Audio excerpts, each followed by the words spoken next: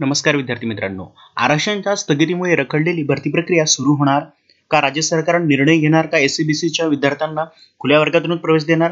अशा विविध प्रश्नांची उत्तरे आज आपल्याला मिळालेली आहेत मित्रांनो. त्यामुळे आपल्या रखडलेल्या भरतीची प्रक्रिया कुठेतरी एक सुकर मार्ग झाला असं म्हणायला हरकत नाही मित्रांनो. आजच नवीन अपडेट्स घेऊन आलेले आहेत, आपण बघूया, त्याची शहानिशा करूया. पीट with the lives MPSC wifi study मध्ये आपलं नवीन असणाऱ्या विद्यार्थ्यांचं सगळ्यांचं स्वागत. आणि आपले जे ऑलरेडी सबस्क्रायबर आहेत ते आपले सदस्य मित्र आहेत सोबत, तर आता नक्की पाहूया. त्यामुळे कुठेतरी स्पर्धा परीक्षा करणाऱ्या विद्यार्थ्यांना एक प्रकारचा दिलासा मिळाला असं म्हणायला हरकत नाही मित्रांनो, की जी प्रवेश प्रक्रिया होती ती खुल्या वर्गातून करण्याचा शासनाचे निर्देश आहे. तो जी आर रात्री आउट झालेला आहे. पाहूया आपण आता काय आहे तो. चला आता नक्की पाहूया मित्रांनो. तुम्हाला स्क्रीनवर दिसत असेल सर्वोच्च न्यायालय विशेष अनुमती याचिका नंबर वर 9/9/2000 रोजी एससीबीसीच्या आरक्षणास दिलेल्या अंतरिम स्थगितीच्या आदेशास अनुसरून सन 2021 मधील शिक्षण संस्थांमधील प्रवेशात करावयाची कारवाई. म्हणजे मित्रांनो, जर प्रवेश प्रक्रिया जर ओपन मधून होत असेल तर कदाचित म्हणतोय मी बरं का, कदाचित सरकार असंही म्हणू शकेल की आता भरतीची प्रक्रिया आहे ती एससीबीसी मध्ये अप्लाय केलेल्यांना ओपन मध्ये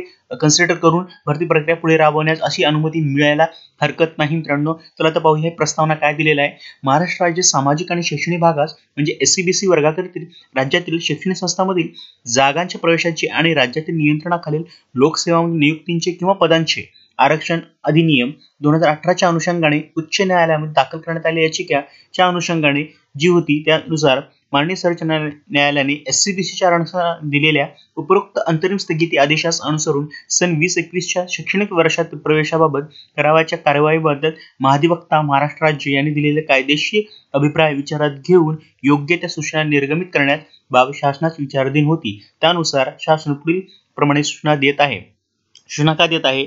शैक्षणिक वर्ष 9/9/2020 नंतरची सर्व शैक्षणिक संस्थांमधील प्रवेश प्रक्रिया एससीबीसी वर्गातील आरक्षण न ठेवता पार पाडावी. म्हणजेच एससीबीसी आरक्षण ज्या विद्यार्थ्यांनी 9 सप्टेंबर 2020 पूर्वी एससीबीसी प्रवर्गातून अर्ज केले असतील त्यांनी प्रवेश देण्यात आले आहेत नसतील अशा विद्यार्थ्यांना एससीबीसी प्रवर्गातील विद्यार्थ्यांना खुला प्रवर्गात प्रवेश देण्यात यावा. म्हणजेच काय, एससीबीसी विद्यार्थ्यांना ओपन कन्सिडर केलं जावं. ओके. आणि वरील निर्णयाची अंमलबजावणी सर्व संबंधित प्रशासकीय विभागाने तात्काळ करावी व संबंधित विभागांनी केलेली कारवाई अहवाल सचिव सामान्य विशेष प्रशासन तसेच विभागाकडे पाठवण्यात यावा. म्हणजे मित्रांनो, तुम्हाला आता जर कळलं असेल की, आणि जर तुम्हाला काही निर्णय डिजिटल स्वाक्षरी सांगितले हे तो या साईटवर शासनाचा निर्णय तुम्हाला कुठे बघायला भेटेल मित्रांनो, www.maharashtra.government.in या संकेतस्थळावर उपलब्ध करण्यात आला असून त्यांचा संगणक संकेतांक असा आहे 2020-11-20-19-19-46-18-06. हा शासन निर्णय डिजिटल असून डिटेल पाहू शकता मित्रांनो. हे बघा, तुम्ही डिटेल मी तुम्हाला दाखवलेला आहे.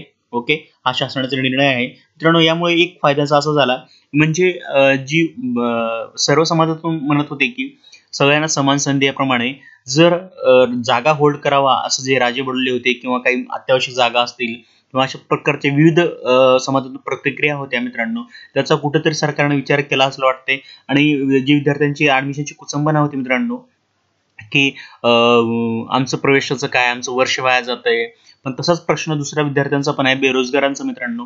आणि जे एससीबीसीचं आरक्षणामध्ये लटकलेले आहेत आणि त्यांना आता ओपन कन्सिडर करणार का शासन, याचं उत्तर मात्र शासनाने दिलं नाही. पण एक असा अभिप्राय मिळू शकतो आपण, याच्यावर आपल्याला अंदाज काढता येऊ शकतो की जर तोच निर्णय शिक्षण संस्था लागू केला असेल तर कदाचित, म्हणतो मित्रांनो, पूर्ण वाक्य ऐका, कदाचित तो निर्णय बेरोजगार म्हणजेच आपल्या भरती प्रक्रियेसाठी राबवला जाऊ शकतो का, असं मलाच वाटतंय मित्रांनो. त्यामुळे आपण आता बघूया, वेट अँड वॉचची भूमिका घेऊया. साधारणतः 15 ते 20 दिवसात काल माननीय शेंडके साहेबांनी सुद्धा बोललेलं आहे की 2-3 दिवसात एमपीएससीचे पण अपडेट्स मिळेल. त्यामुळे एमपीएससीचे अपडेट जसं येईल तसं आपण तो व्हिडिओ टाकत जाऊ आणि नंतर आपला विषयानुसार एक सब्जेक्ट तयार करू. व्हिडिओ येतील आपल्या मित्रांनो. असाच प्रचंड प्रतिसाद दिल्याबद्दल धन्यवाद मित्रांनो. आणि अशा अपडेट्स आणि खात्रीलायक वृत्तासाठी तुमच्या मित्राला तुम्ही स्वतः रिकमेंड करा मित्रांनो, एमपीएससी वायफाय स्टडी. आणि असंच खात्रीलायक व्हिडिओ आपण देत जाऊ तुमच्या पाठिंब्यावर मित्रांनो. तोपर्यंत बेस्ट लक. कुठलंही पॅनिक होऊ नका. नेहमीच एखादा बी ऑप्शन तयार ठेवा. ओके, परीक्षा तर चालणारच आहेत पण एमपीएससी हे आयुष्य नाही मित्रांनो, हे पण लक्षात घ्या. ओके, त्यामुळे भेटूया पुढील एपिसोडमध्ये. तोपर्यंत स्टे ट्यून. बेस्ट लक.